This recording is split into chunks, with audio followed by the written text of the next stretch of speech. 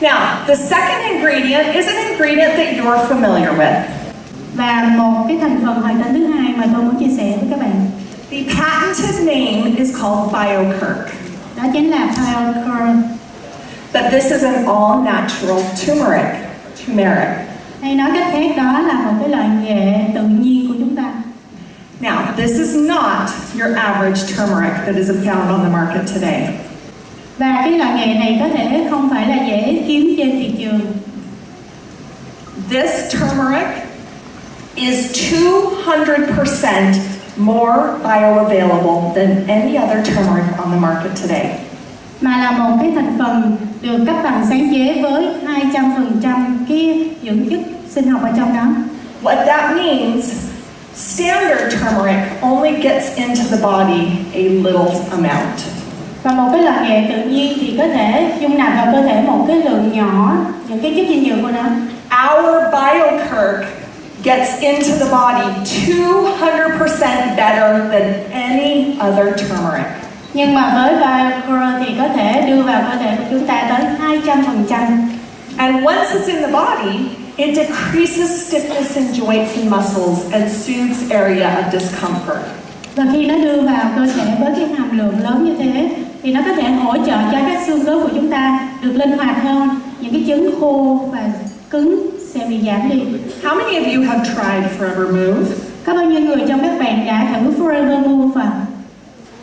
Hands high. Great. There are billions of dollars being spent out there. Are you going to find more people to take Forever Move? Hàng tỷ đô sẽ được sử dụng cho các cái sản phẩm như thế này. Thì các bạn có sẵn sàng để tìm kiếm những người đó để sử dụng Forever Move không ạ? This is a great product to help build your business. Đây là một cái sản phẩm rất tuyệt vời để chúng ta xây dựng sự nghiệp kinh doanh của mình. In fact, the turmeric market by itself is currently at $163 million for one single ingredient, turmeric. Và với cái thị trường mà những cái sản phẩm chuyên về nghệ thì nó đã chiếm tới 163 triệu đô. It's the fastest growing ingredient in the market today. Và một cái thị trường mà nó phát triển nhanh gấp 5 lần hiện nay. And by next year, it's projected to be at $400 million for just one ingredient. Và với chỉ một cái thành phần này trong sản phẩm thì dự kiến cho tới năm nay thì nó dự kiến nó tăng lên tới 4 triệu đô. This is massive growth. Đây là một cái sự tăng trưởng vượt bậc. To give you a frame of reference, you're all familiar with ginseng, correct?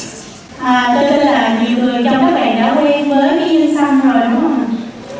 Ginseng right now is about $50 million in sales.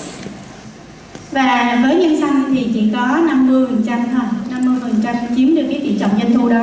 Turmeric will be 400 million. Trong khi về những cái sản phẩm về nghệ thì nó chiếm tới 400 triệu. And we are the only company that has BioKirk and NEM in its clinically tested formula. Và đây là hai cái thành phần BioKirk và NEM là hai cái thành phần độc nhất trong cái sản phẩm Forever Move của chúng ta. Alright, let's talk about our Forever Bee products. How many of you here use any of our Forever Bee products? Chúng ta hãy nói về các sản phẩm không? Bao nhiêu người trong các bạn đã biết về những cái sản phẩm không này là? Good. When you take our bee products with aloe vera, they work better in the body. Và khi nó được hòa trộn cùng với aloe vera thì nó tác động rất tốt trong cơ thể của chúng ta. Everything works better in your body when you start with aloe vera gel. Tất cả các sản phẩm của chúng ta đều tác động tốt khi chúng ta bắt đầu với aloe vera gel. And many years ago, when we were researching products, we found that the beehive has amazing products to pair beautifully with aloe vera gel. Và cách đây nhiều năm thì chúng tôi đã nghiên cứu và phát hiện ra rằng là tổ ong là một cái tổ chức có thể mang lại rất nhiều cái dưỡng chất cho các cái sản phẩm của chúng ta. I don't know if you have the term here in Vietnam, busy as a bee. Làm sao chúng ta nói cái cụm từ ong, bee ở trong tiếng Việt này? The bee works very hard its entire life Và các bạn cũng biết là loài ong là một cái loài làm việc chăm chỉ nhất. It serves one hive and one queen. Và cái nghiên cứu đã cho thấy rằng là một cái tổ ong nó sẽ có một chú ông chúa. Each bee has a very specific role. Và mỗi chú ong nó sẽ là thực hiện một cái chức năng trong cái tổ đó. Just like you, as FBOs, there are different levels or functions each bee does. Thì các bạn với mỗi cái cấp bậc của mình sẽ có mỗi cái chức năng trong cái tổ chức của mình. Like a supervisor or a manager. Hay giống như là giám sát hay là quản lý. Or a customer. Hay là khách hàng. Or a global rally qualifier. Hay là những quản lý đạt chuẩn. Or an eagle manager. Hay là những eagle manager. Each bee has a very specific job. Và mỗi chú ong nó sẽ có một cái công việc cụ thể. The beehive is the most organized ecosystem on the face of the planet. Và mỗi cái tổ ong nó là một cái tổ chức thực hiện chức năng tốt nhất và thống nhất nhất. The way each bee works is very structured. Và mỗi cái chức năng thực hiện nó có một cái cấu trúc rất là đặc trưng. And we're going to start with an important ingredient called bee pollen. Và chúng ta sẽ bắt đầu với một cái thành phần rất là đặc trưng của nó, đó chính là phấn ong. Bee pollen comes from the secretions of the bees. Và cái phấn ong này là một cái thành phần được tạo nên từ những chú ong này. The bees go out of the hive, they bring back pollen from flowers and they bring it back to the hive. Và những chú ong này bay ra ngoài và tìm hương hoa, hút từ những cái phấn ong đó, phấn hoa, đi tìm những cái loại phấn hoa và đem về tổ của mình. Once they've made that journey, they've brought back many nutritious compounds into the hive. Và trên cái đoạn đường đi đó, những chú ong này đã thu thập rất nhiều những cái hợp chất tốt để đem về tổ cho mình. Our forever pollen. There we go. Our forever pollen is rich in amino acids and is a high energy pollen. Và cái sản phẩm bee pollen của chúng ta chứa rất nhiều những cái hàm lượng chất dinh dưỡng và cái cung cấp cái năng lượng cho cái There are lots of sources of pollen in the world.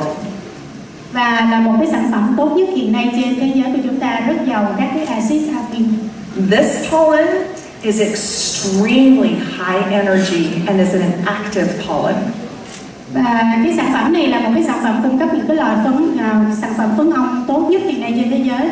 Nó có thể mang lại rất nhiều những cái năng lượng và sinh lực cho cái cơ thể của mình. It contains over 96 components of nutrition in this tiny tablet. Và chứa tới 96% những cái hợp chất dinh dưỡng. And some of the benefits you're going to experience when you take this supplement is increased energy. Và đây là cái sản phẩm cung cấp năng lượng thể lực tốt nhất cho mọi người.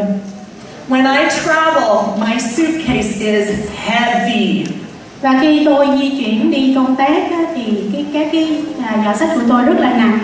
Because I travel with these and 7 other forever supplements. Bởi vì tôi mang theo rất nhiều cái sản phẩm bee pollen này và với 7 loại sản phẩm khác trong. My suitcase is really heavy. Cái vali của tôi rất nặng là vậy. But I feel great. Nhưng mà tôi cảm thấy rất là tuyệt vời. When I take our products, I want to tell you how important it is for me to work in product development at Forever. Và đối với tôi cảm thấy cái công việc phát triển sản phẩm nó quan trọng như thế nào. I've been at the company now for 3 years. Mặc dù tôi mới gắn bó với công ty có 3 năm thôi. But I've been in the industry creating skincare, cosmetics, and supplements for over 30 years. Nhưng tôi đã có kinh nghiệm trong cái lĩnh vực mỹ phẩm, chăm sóc sức khỏe và chăm sóc da đã hơn 30 năm rồi. I built a business with another MLM company for 7 years, so I know what it's like to be an FBO. Và tôi đã từng làm việc với một công ty MLM khác, nên tôi rất hiểu cái công việc của một FBO như thế nào. And when I joined Forever, I sat in meetings with Rex and Greg and Navaz to discuss product. Và với cái buổi đầu tiên mà để tôi bắt đầu với Forever, tôi đã gặp Greg và Nava.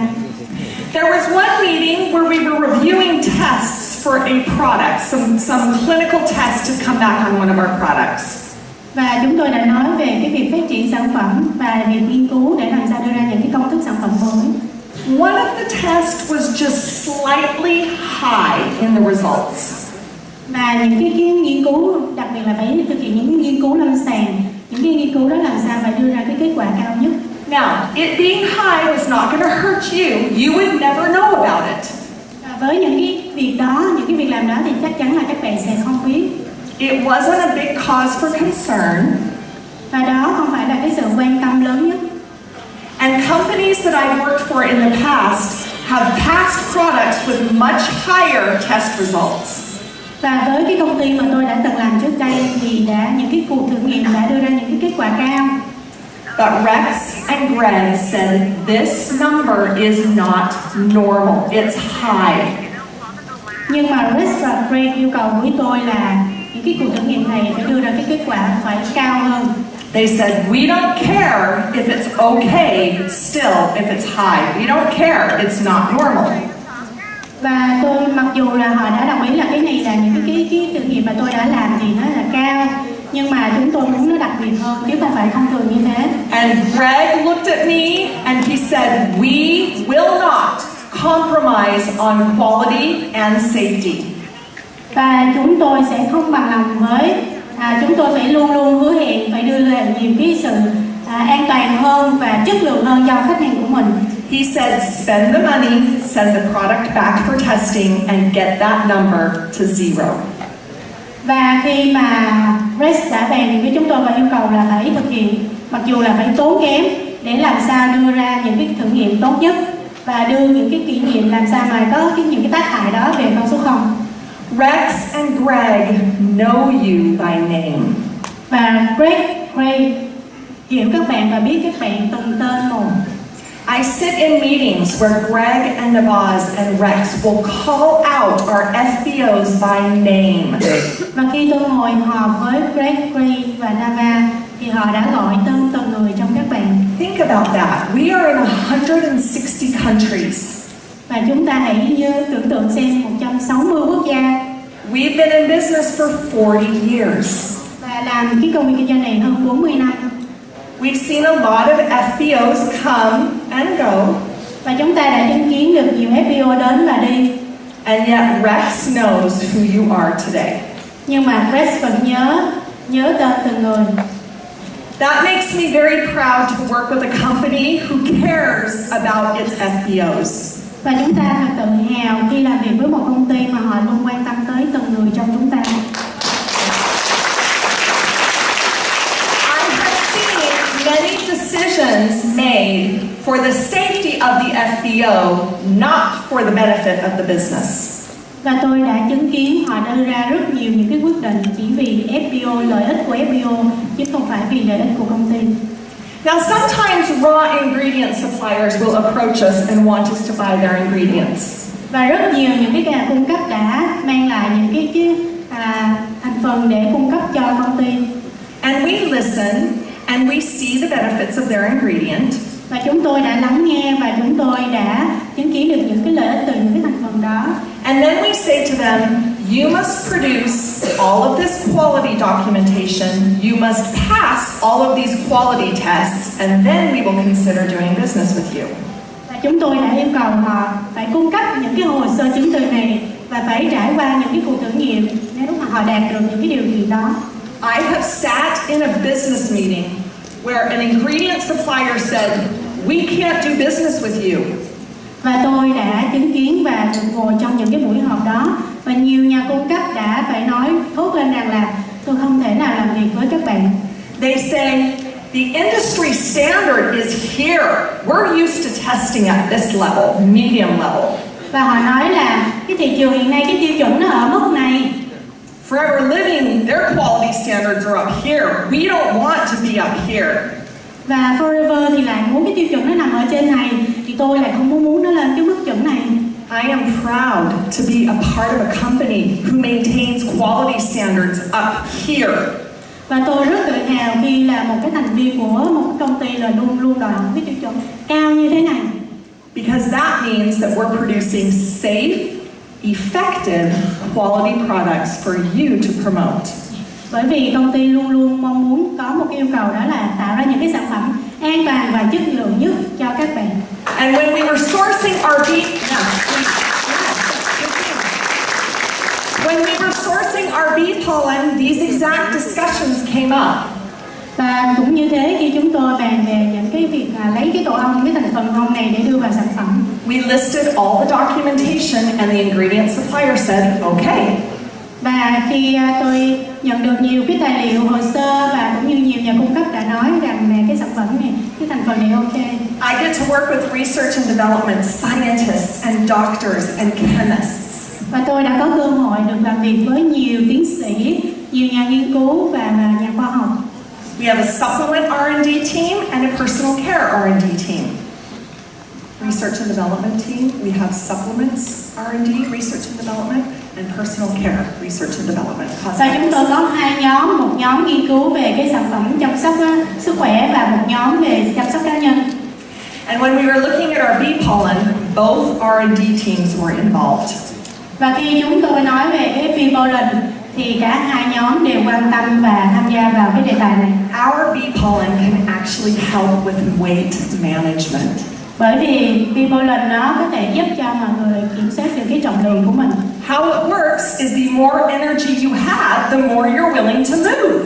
Và chúng ta cảm thấy như thế nào khi chúng ta vận động càng nhiều, chúng ta càng cảm thấy thoải mái nhiều hơn. When you have energy, your metabolism is burning all those calories. Và khi chúng ta cảm thấy tràn đầy năng lượng thì cái cơ thể của chúng ta sẽ đốt cháy nhiều mỡ thường hơn.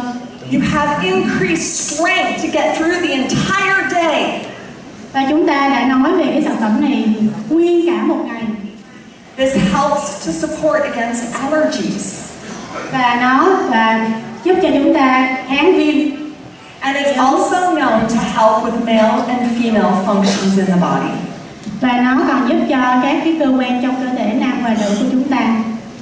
Next, let's talk about our bee propolis. Và chúng ta hãy tiếp tục với sản phẩm bee propolis keo ong. This is one of my favorite products. Và cũng là một cái sản phẩm mà tôi yêu thích nhất. So the bees go and visit various flowers and trees.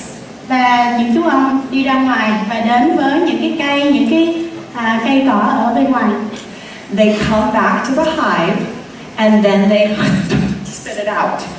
Và khi nó trở lại tổ của mình thì nó phun ra những cái nước bọt. And then they go collect more pollen from a different flower. Và tiếp tục như thế, nó đi ra và tìm những cái loại hương hoa khác và and they come back to the hive and spit it out. Và quay trở lại và phun tục vậy đó vô trong tổ của mình. But remember, the hive is 100% sterile. There is no bacteria in the hive. Các bạn hãy nhớ là cái tổ ong hoàn toàn là không có chứa một cái loại vi khuẩn nào cả. And it's because of bee propolis. Và đó chính là lý do tại sao chúng ta nói đó là keo ong. It's a natural antibacterial. Đó chính là một cái chất kháng khuẩn tự nhiên. So when you take it boosts your immune system so you feel great. Và khi chúng ta dùng nó giống như là chúng ta đang cải thiện cái hệ tiêu hóa của mình. In fact, bee propolis is what is at the very entrance of a beehive. It seals the entrance of a beehive. Và khi những cái chú ong này chú về tổ thì xây tổ thì sẽ thường tạo lên một cái màng bảo vệ, một cái lớp bảo vệ trước khi mà chúng bước vào. And there are bees that stand guard at the entrance. Và trước khi bước vào tổ của mình. And they smell the other bees coming into the hive. Và nó sẽ ngửi những cái chú ong sẽ bước vào tổ của mình. And if a bee approaches that sterile mat made of propolis, they say you cannot come in. Và khi nó cảm thấy là những chú ong đó chưa được sạch sẽ hoặc là chưa được khỏe thì sẽ không bước vào được qua cái tấm thảm để bước vào cái tổ của mình. No bacteria, no fungus, nothing harmful passes through that mat at the entrance of the beehive. Không có một loại vi khuẩn hay loài nấm nào có thể bước qua được cái tấm thảm trước khi vào tổ đó. And this is because of bee propolis's ability to sterilize the entrance. Và chính vì vậy, propolis đóng vai trò giống như là sẽ tạo lên một cái màng trắng bảo vệ cho cơ thể của chúng ta. Now, one of the most precious ingredients in the hive is called royal jelly. Và một cái sản phẩm cũng tinh khiết như thế được gọi là Royal Jelly. This is a milk-like substance. Đây là một cái chất giống như là sữa vậy. And this is highly special because it is given only to the queen bee. Và đây là một cái thành phần có cái hàm lượng dinh dưỡng rất là cao từ cái con ong chúa. In fact, when the bees are larvae or babies, they are fed royal jelly, and royal jelly determines who is going to be queen. Và khi là những cái chú ong còn nhỏ thì các chú ong này sẽ được tuyển chọn, và chỉ có những cái chú ong nào mà được tuyển chọn để trở thành là ông chúa thì mới được dùng cái sữa đó. Once the queen is selected, she is only fed royal jelly. Và chỉ có những chú ông chúa mới được nuôi bằng sữa ông chúa. So this is the most precious ingredient in the hive because it feeds the queen bee, and there's only one queen bee in the hive. Và đây là một cái thành phần tốt nhất, hiệu quả nhất trong cái tổ ong đó, bởi vì các bạn biết là trong mỗi cái tổ ong là chỉ có một con ong chúa, và một con chúa thì mới tạo ra được cái sữa đó để dành cho nuôi những chú ong con. Royal jelly is power packed with nutrition. Và Royal Jelly nó có một cái quyền năng để hỗ trợ cho cơ thể chúng ta.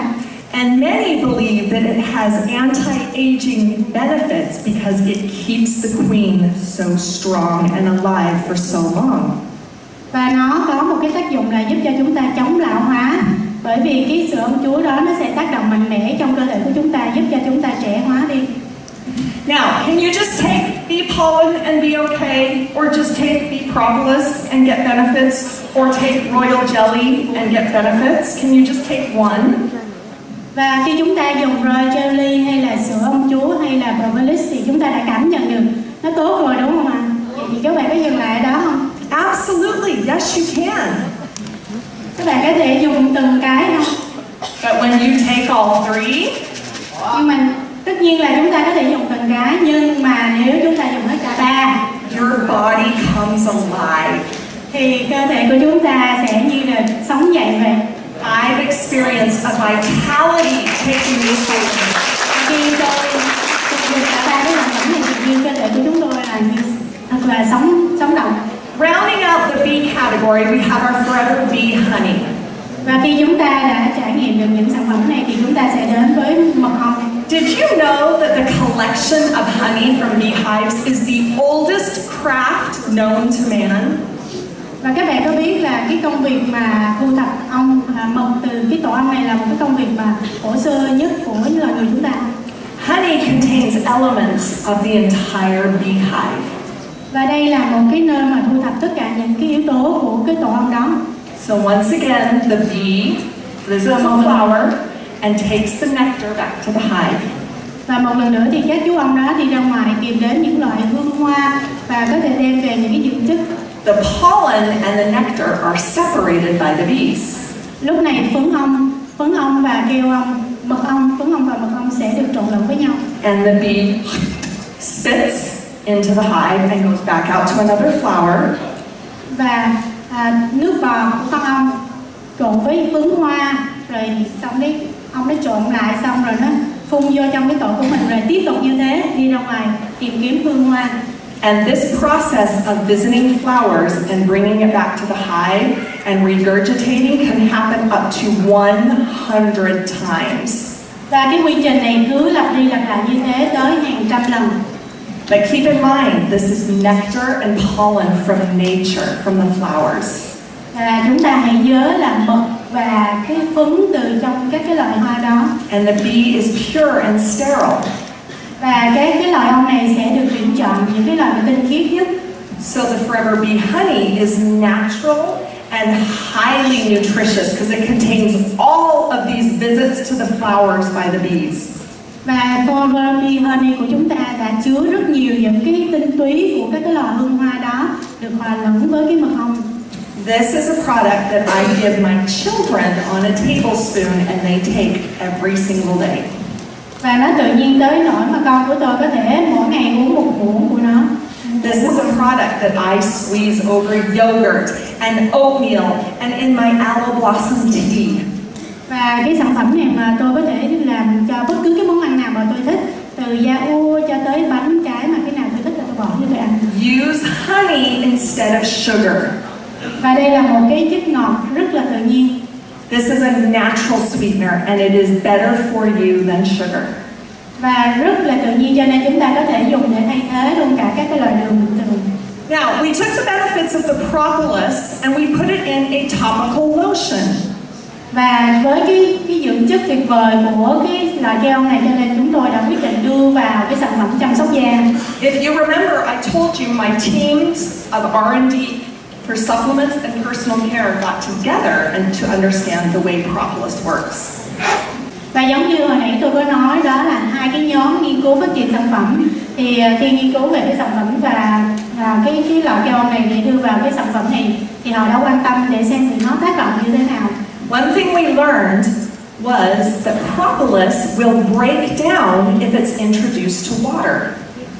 Và lúc đó thì chúng tôi phát hiện ra rằng là cái loại keo này nó sẽ bị giảm xuống khi nó được hòa trộn với nước. So there is no water in the Forever Aloe Propolis Cream. Vì vậy cho nên là cái sản phẩm propolis cream này nó sẽ không chứa nước. Instead, it contains aloe vera, Thay vào đó thì nó sẽ chứa aloe vera, vitamin E, and beta-carotene designed to put nutrition into the skin. và chứa vitamin E và beta carotene để giúp cho phát huy cái hiệu quả cao nhất cho cái sản phẩm chăm sóc da. This is a rich cream for those who have very dry, cracked skin. Và đây là một cái sản phẩm rất tuyệt vời cho những người nào bị da khô hay có bị bong tróc lên. Put it on the bottoms of your heels, on your elbows, your knees. It Và với softens the skin. những cái chỗ thường hay bị khô ráp như là cái đầu gối, khuỷu tay hay là cái gót chân của mình. And because we value the ingredients that the beehive creates, we have added them to other forever favorites. Và chính vì cái lợi ích của cái tổ ong cho nên chúng tôi đã quyết định đưa vào nhiều cái sản phẩm. Aloe First, Bright Tooth Gel, Infinite Restoring Cream, and Aloe Lips all contain ingredients that come from the beehive. Và sản phẩm Aloe First, kem đánh răng Infinite hay là cái sản phẩm kem dưỡng môi, tất cả đều chứa cái thành phần tốt từ cái tổ ong đó. Now on the screen you see a new product, Infinite by Forever. Các bạn có thấy được cái sản phẩm mới Infinite Forever không ạ? We have a new skincare strategy. Và chúng ta đã có một cái chế độ chăm sóc da với những cái bộ sản phẩm mới này. The skincare industry today is a $389 billion industry. Các bạn có biết là cái lĩnh vực chăm sóc da này nó có thể mang lại cái tỷ trọng doanh thu tới 3 tỷ 980 triệu đô. Một cái tỷ trọng rất là lớn. Does somebody have a marker? A marker, not a pen, but a marker that I could draw on this paper. Somebody have a marker? Actually, I'm going to grab one out of my backpack. I'm going to show you on paper what $369 billion Tôi sẽ cho mọi người thấy bằng cái giấy tờ rõ ràng là cái con số này. Cô đang viết ra cái số tiền mà người ta tiêu thụ cho cái ngành chăm sóc da này. 389 tỷ đô. 9 con số 0, 369 tỷ đô.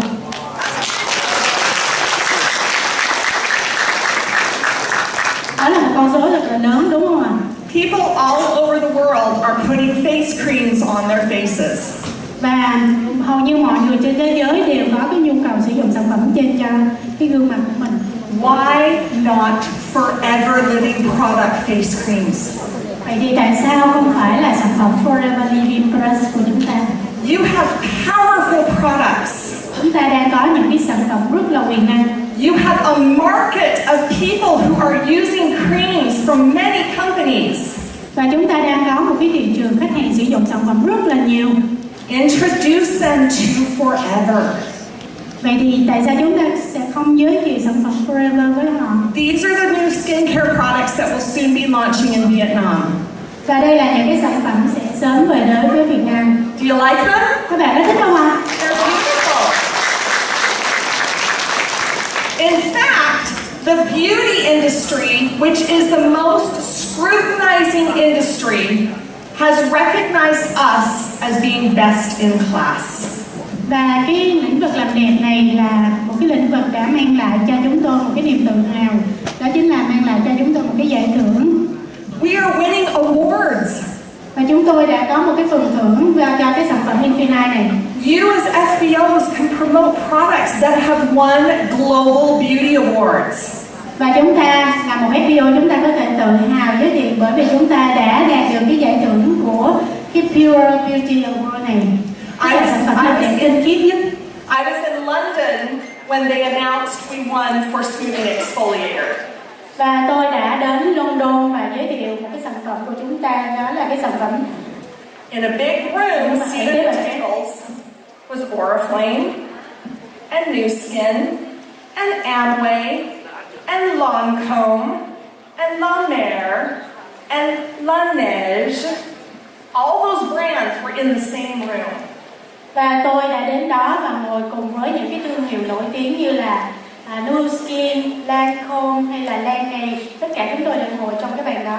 And they announced Forever Living as being the best innovator and highest in class. Và lúc đó Forever được xướng tên lên là người đạt được cái giải thưởng chăm sóc da tốt nhất và tinh khiết nhất. Now let me talk to you a little bit about the new product development process.